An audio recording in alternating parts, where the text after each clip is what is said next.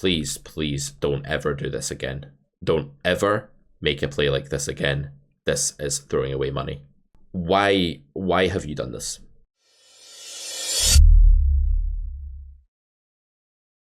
Ladies and gentlemen, welcome back to From Losing to Cruising. This is episode number 8, and we are here with Mark as he continues his journey to poker greatness. We're continuing to look at the 100 NL shot that Mark started last week, and we're going to be getting into some of these bigger pots that he's played at these higher stakes. How did you feel your mental game was just before we get into the hands when you moved up in stakes temporarily and started taking this shot? I didn't notice a huge difference, to be honest. So my mental game was strong. It didn't go well in terms of I got the money in good a fair bit and hit the wrong side of variance, but I have to say I felt perfectly fine. I didn't feel like, oh no, I've lost 100 quid. It just felt, yeah, I win there mostly, so yeah. I'm happy. Sounds like your mental game has been getting progressively stronger just since we've started this, which is really nice to hear. I think you've just got a bit of an anchor, a bit of a lighthouse in the storm now with these sessions, and it's just nice to know that you're both accountable to show up here and say how you've been doing, but also kind of being supported as well. So that's great. All right, so villain goes ahead and opens 3x. We have the pocket potatoes, 12 big blinds, and we have a jam. So first off, when we're 3-betting here, should we make a kind of adaptation to our default sizing? I think this is a good default size, but could we make some kind of adaptation, and if so, why? Yeah, I would normally use 13 here, so I did go down 1, but given the short stack, I should probably reduce it to 11 or 10 even. Yep, I think you should probably always use 13 because you have an Irish accent and it's a great word to say in an Irish accent. But that aside, yeah, I think going 10 or something makes a lot of sense because at least, like, okay, I don't think I would be 3-betting many hands, if any, that I wanted to fold to a jam here against this player. Maybe I would have some. But if I was going to fold to a jam sometimes, I'm making it like 850, I'm making it like 9.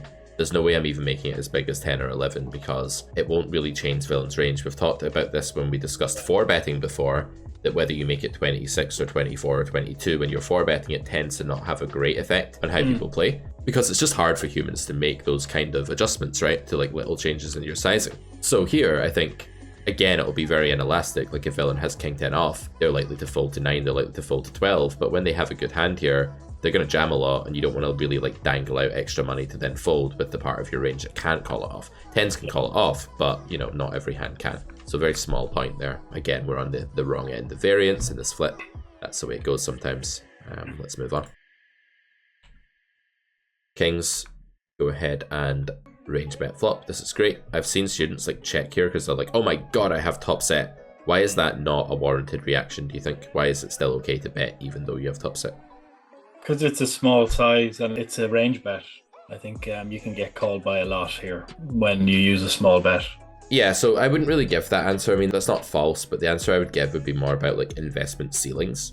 So maybe like it doesn't really matter whether I bet here or check here as long as I'm going to start slow playing at some point. So maybe on the turn I don't want to like over bet. Maybe I'll just use a smaller sizing or something like that when I block top pair. As long as I don't take a line that heavily tries to get paid by top pair and nothing else, then it's okay. So I could probably bet here B75 turn instead of over betting turn, something like that. As long as I like sort of slow down at some point, B75 river instead of over betting river. Just like being sentient that I do block tons of top pair. That's the important thing. It doesn't mean we need to stop betting entirely. It just means maybe we don't go for like the bet over bet jam line or something like that.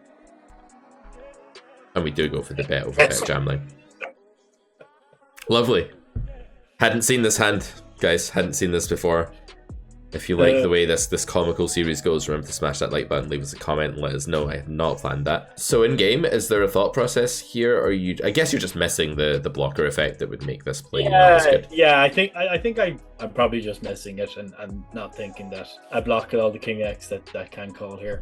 At the same time, it's a wet turn, so I think B75 should be my sizing. Yeah, I think so. Yeah, on the 9 of diamonds turn in general, like when straights get there and stuff, I think it's totally sensible to just not use overbets at all. But kings is the sort of hand that even if you are using overbets, you should still be 75 kings because it is an EV loss to overbet kings here in theory.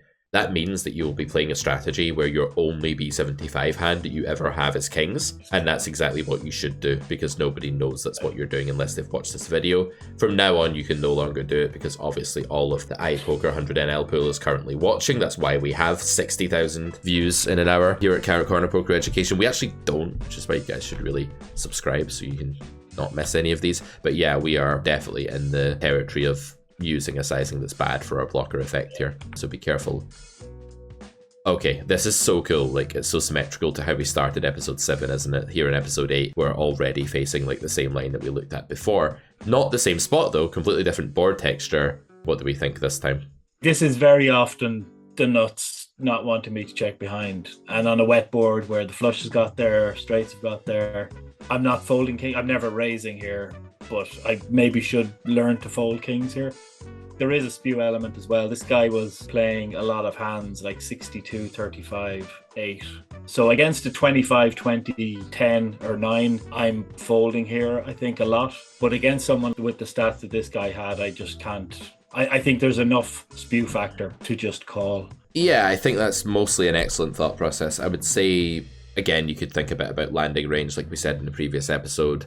Like, what hands do they get here with it they can bluff? Well, probably not really any, but then it's the spew factor. It's the leading of random, like, merged hands that matters. Like, this is the thing, right? There's a thought experiment called the baboon computer, and the baboon computer plays like a baboon. It basically just doesn't know how to play cards at all.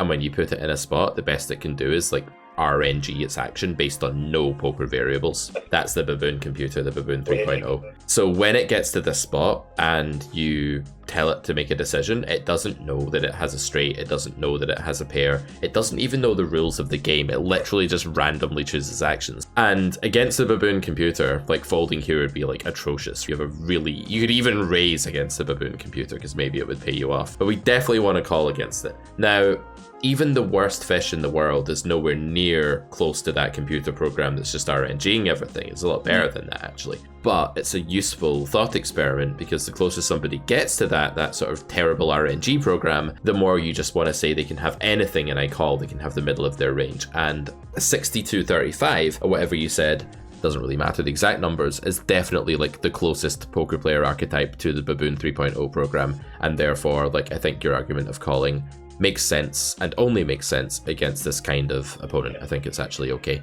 One thing that I wouldn't even bother saying is when you said, like, I'm not raising, that's like me saying, well, I'm not going to attempt to eat this water bottle. That's just obviously something that would be a bad idea to do right now. So we are really just very torn between call and fold in these spots, so let's just, you know, focus on that dilemma. I agree this is the fold against almost everybody, but against your particular foe here, I'm gonna say your call is like, okay, this is definitely way more of a fold than the first hand in episode 7. If you haven't seen episode 7, definitely check out the first hand in that, guys, after this. That's a very useful parallel. Don't do it now, you're going to disrupt my watch time algorithm. Come on, be considerate. What did he have?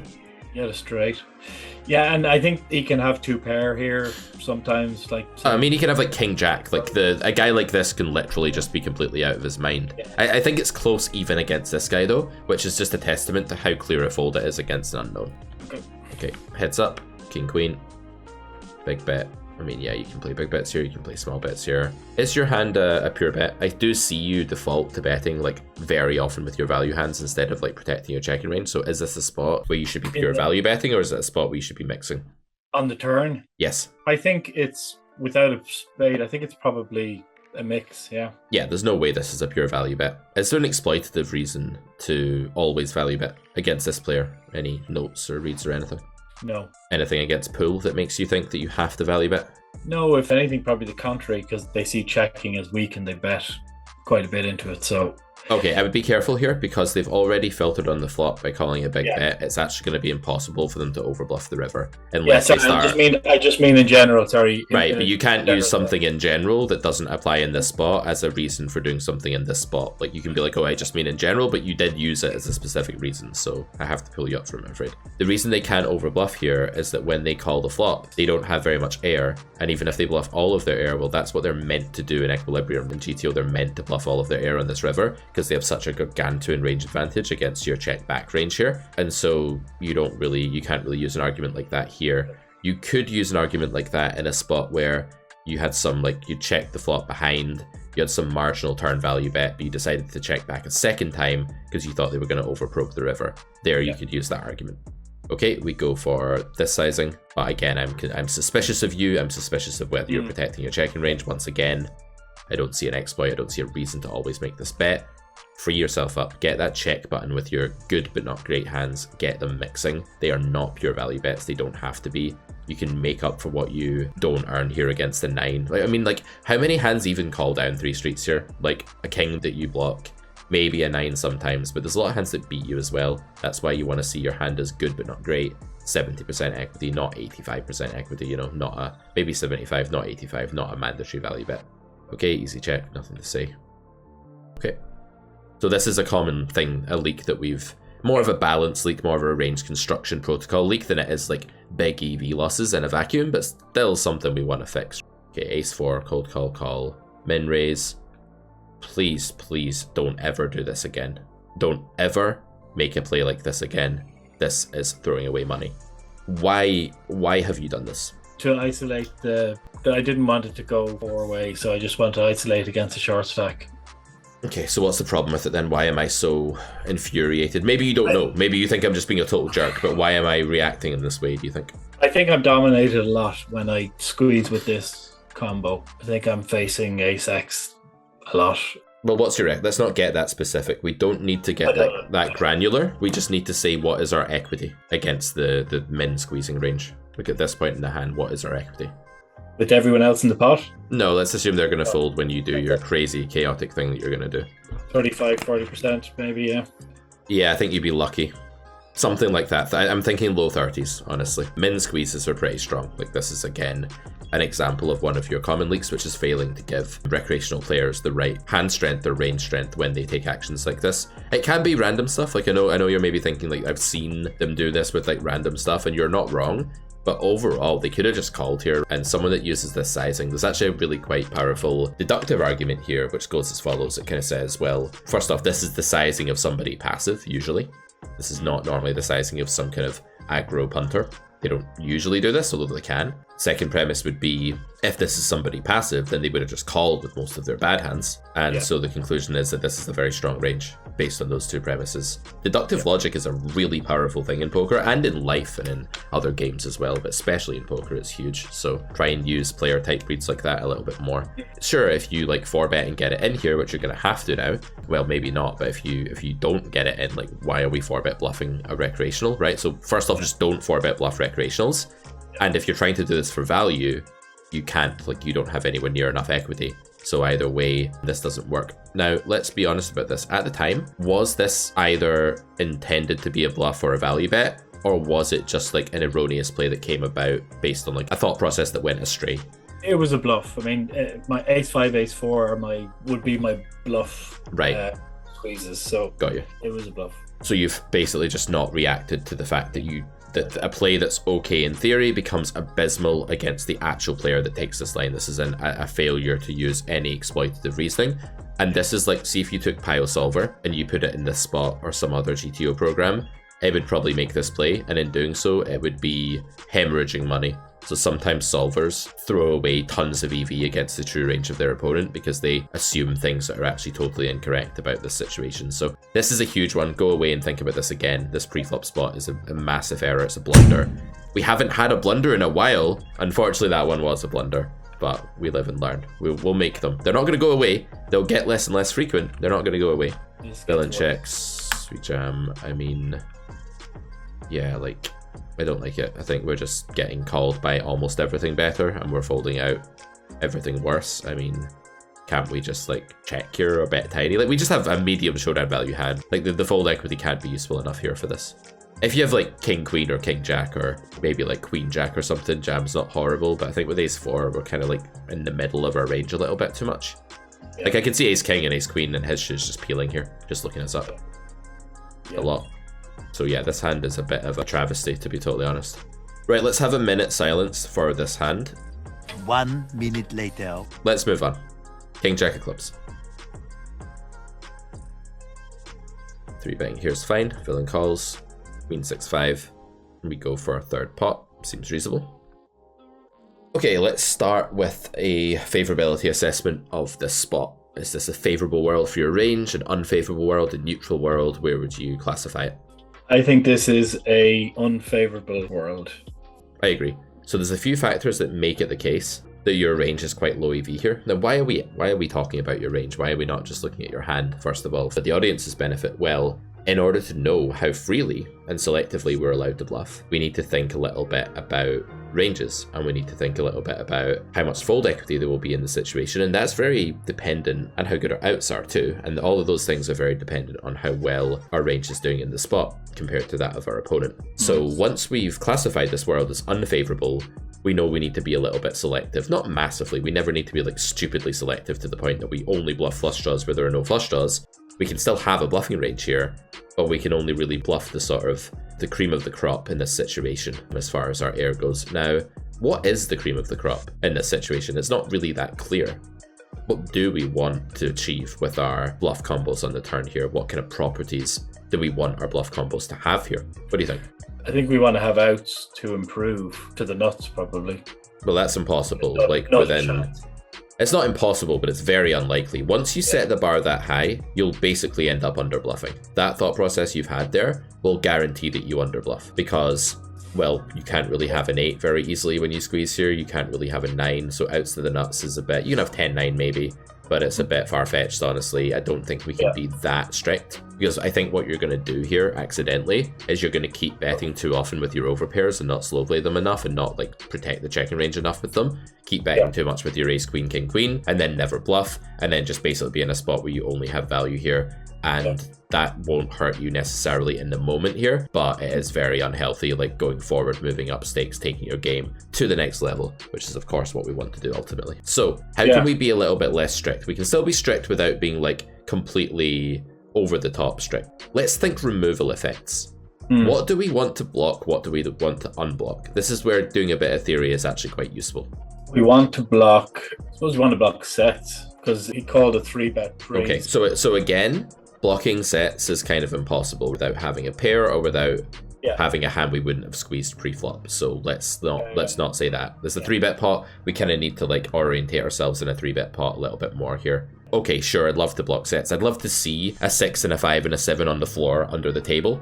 Queen X. We want to block. We want to block queen. So ace, king, queen. Yep. Queen Jack suited. Yep. So what suits of Broadway's will block Queen X here? Anything that's not a spade. Good. So right off the bat, the suit that seems the worst here for bluffing would be the spades. Isn't poker a wonderful thing? You're in a spot where there are no flush draws possible, yet it still matters what suit you have. So yeah, we don't want King Jack of spades here. That seems like a very bad candidate. Now, what's better, clubs or diamonds? Diamonds. Why? Because they may call backdoor diamonds on the flop. So you want them to have backdoor diamonds? You want them to have diamonds. So then you don't want to block them then. You don't want to block them if you want them to have them. You don't want to block them, sorry, yeah. So what's better, clubs or diamonds? Clubs. Good. So clubs it's so bizarre that when you're not like really good at theory, it's just so impossible to find this bet that you need to make here a lot of the time. But you have the suit that doesn't fail to block the queen. You have a suit that blocks the queen, one of the 3 suits that blocks the queen. And you have the one suit out of the 3 suits that blocks the queen that doesn't block the backdoor hands that are folding, like the King Jack of hearts. King Jack of clubs is an excellent bluff in a world where you need to have excellent bluffs to bluff. So hard to find, but it's not even fair because this is like a Carrot Poker School grade 3 kind of concept, but at the same time it's worth talking about because in 3-bet pots and squeezed pots in particular, where ranges get very narrow, this kind of thing is super important. And after all of that is said and done, Villain ruins everything by going ahead and betting himself, and we fold, and everything we did was for nothing. But hopefully the audience and yourself, Mark, still benefited from it. Yeah, that's good. Ace Jack of spades, open, cold call, check. So remember, king high boards are ones you can check, but this actually harks back to a spot we looked at last time, whereby when you're against a really short stack and you have a bunch of equity, but you also want fold equity, what's the play? You could shove. No? You could shove, but then you wouldn't trap any money in. I want this guy. Watch, this guy's ace-6 of diamonds. You could check shove. Check shove, exactly. Yeah. So I want to trap as much dead money in as possible and then jam. That's what I want to do against recreational players here. We know that they bet uncontrollably here. We have to give them rope. Ace Jack is a favourite against their range and quite a big favourite, so we have to start giving them some rope here. If we check and they bet 4s, we shove and they fold. Much better than us just jamming for 3x pot and then folding 4s right away. If we check and they bet here with some trash hand that would have just folded right away, like they have something like Queen 6 of clubs, and yeah, I got a bet out of Queen 6 of clubs, right? Sometimes I'll even get villain by checking here. I'll even get villain to jam. Okay, definitely jam now. Get all the fold equity that's there. You may as well. I don't see a reason to ever slow play here. Nice. Nice, nice, nice. There. I mean, the audience was probably listening there going, Queen 6 of clubs? He's not going to have Queen 6 of clubs. Pfft. Well, this is eye poker, yeah? This is 100 NL eye poker. Come on. Again, like, is your hand good enough to stack off against the fish's 3-bet range here? I'm not sure. You have King Queen. You don't have Ace King, you don't have Jacks. Like, what are we doing? Are we bluffing? What are we doing? I'm not reading the short stack 3-bet range at all. You've got to stop this. You throw so much money away against weaker players, it's unreal. You play so much worse against weaker players than you do against good players. I'd love to be a weaker player in your game. Wouldn't like to be a reg because you know what you were doing, but I'd love to be a fish in your game. Any shoves. Like, we just shouldn't be getting in 40 bigs pre against this range, right? You can cold call here. I don't hate it. If you want to peel, take a little look. Play a pot with 2 weaker players. No problem. The old mantra of don't cold call 3-bets goes out the window when the 3-bet's microscopic. You could also, like, I'd rather fold than take the play that you played. I'd probably peel here, but I definitely wouldn't do this. Problem is you reopen, right? He can jam on you. Like, if you can make it 6 and isolate him without him being allowed to rejam on you, or you make it like 10 or something and he's not allowed to rejam on you, like maybe, but he is allowed to rejam. So a lot of these are, some of these are unlucky, some of them are unnecessary. Next episode of this show, how are you going to make sure that you stop this donating pre-flop to fish leak of yours? Just written it down. So I need to range their 3-bet and then think about what my hand wants to do against that range, and that's what I'm not doing. I'm just thinking they're betting. I have a 3-bet hand, I'm 3-betting. I'm not taking into account that they have a short stack. Right. I'm not taking into account that they're a fish, right, and they don't have the bluffs that they should have. Yeah, you're being a bit rigid about pre-flop. You're kind of playing pre-flop like it's charts without realizing when the parameters that your charts are made under have completely shifted. Yep. So it's almost like, it reminds me of like a solver playing in a game where it can't react exploitatively even though it should be. It's like those kind of mistakes. You don't want to be the solver in this game. You want to be a human in this game. That's why people that cheat and use real-time assistants actually butcher lots of spots because they're playing against bad ranges in different circumstances. Sorry, go on. No, I was just going to say, so my response then is not to 3-bet bluff basically ever versus that range. That's pretty much it. And also sizing. Adjust my sizing if I am 3-betting. If you are 4-betting, yeah. So we're talking about facing fish 4-bets here. Good. Yeah. Okay. Pretty standard. We'll do one more hand, then we'll wrap it for episode 8. If you're liking the content, guys, don't forget to hit the like button. It really helps us see which videos are doing well. Also leave us a little comment, let us know. Mark could definitely appreciates, I know Mark appreciates all of the comments you guys leave him, don't you? 100%. Don't you, Mark? Don't you love the audience? I do. That's the right answer. You just got £400. Okay, pretty good hand to finish on, so let me hear your thought process for this flop raise. I just felt this was a denial bet. I just felt my 6s benefit a lot from denial. I think he's potentially c-betting a lot of overcards, 2 overcards, and they have good equity against my 6s, so... Okay, so how much equity do they have against your 6s? 36%-ish.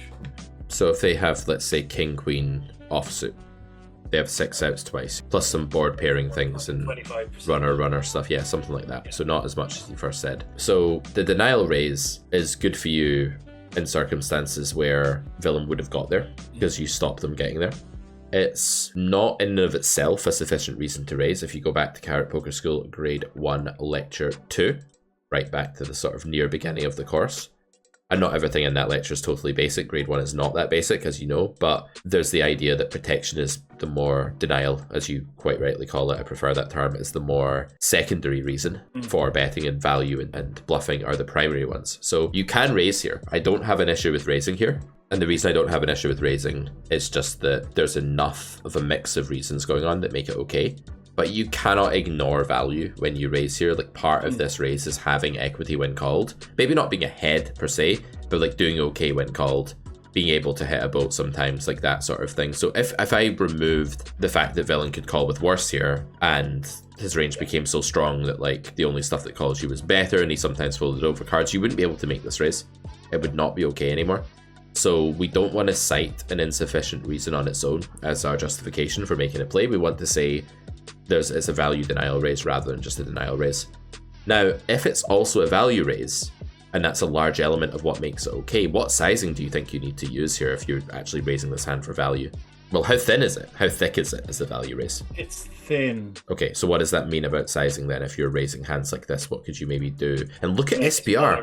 Make it smaller Yeah, size. look at the stack size. What's villain going to do with jacks here? Shove. And what are you going to do? Call. I'm gonna have to call. You're going to call?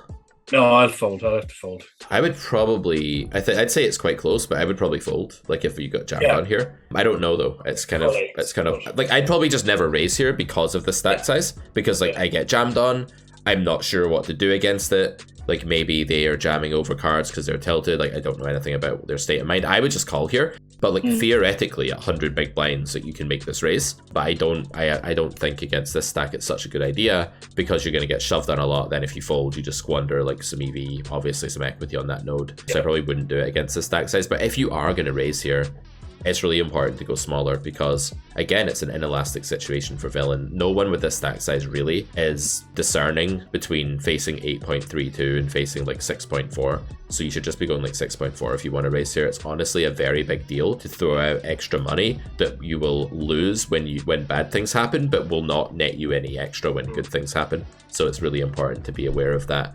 elasticity idea, how sensitive villain's range is to this situation. So yeah, now you see the dilemma is that now you're on the turn. I think this is a good check, and I would check call here. I would allow villain to bluff their overcard floats and all of that sort of thing. I think if you jam turn, it'll be okay, but I think check is probably better.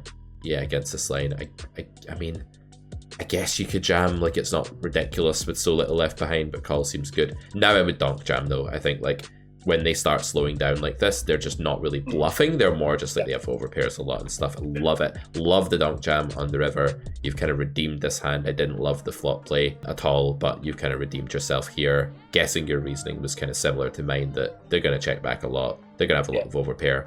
You don't want that to happen. You're going to shove for value.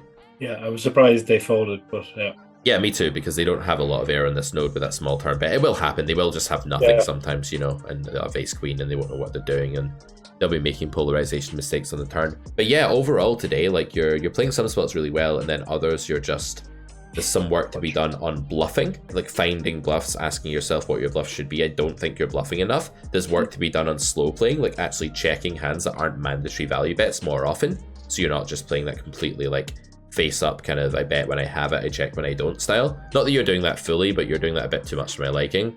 And then thirdly, and most importantly, most dramatically, not throwing away tons of EV against weaker players pre-flop for no reason. You've got to engage more with the specifics of the pre-flop spot. That's the summary. How does that sound to you as a summary of what we've done today? Yeah, sounds great. I've got some clear guidance there to work on, so thanks again. Appreciate it. Yep. No, you've been a real sport, and I think you're doing a really cool thing here by playing the higher stake while it's lucrative, while you've got the kind of subsidized shot, as you put it. And if that doesn't go well, it doesn't go well, but I fully stand by aggressive bankroll management. And for anyone that's wondering in the audience, it's just very good to take advantage of opportunities like getting like rake back thresholds like that and playing in higher stakes. As we can see, this game is still full of weak players, so it's not like we're going to be suddenly outclassed or anything like that. Alright guys, you know what to do. Leave us a little comment, give Mark some encouragement, let us know what you think about the show, smash the like button, and don't forget to subscribe to the channel. It's carrotcorner.com for all of our other stuff, including our theoretical course, the Carrot Poker School, that Mark is currently working his way through. We'll see you back here for episode 9 of Losing to Cruising next time. Thanks Mark, take it easy. Thanks Pete.